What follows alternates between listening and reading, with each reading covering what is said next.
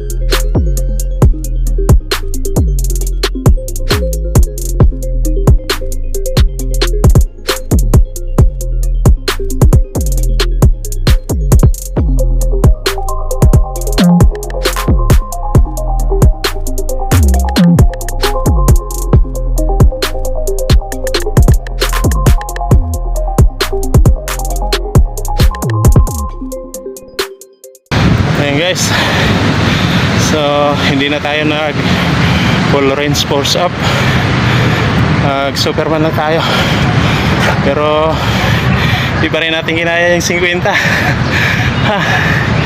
46 lang. Ba't kaya ganun? Mas hingal ako sa push up kaysa jogging. Mas hirap yung baga natin sa push up. Mas intense talaga siguro yung push up. Kanina yung jogging natin, hindi tayo hiningal ng ganito. Ayan. So hanggang dito na lang mga kalagbike ang video natin sa araw na to. At tulad ng dati, ayan, stay healthy, keep safe, and see you sa susunod na videos natin.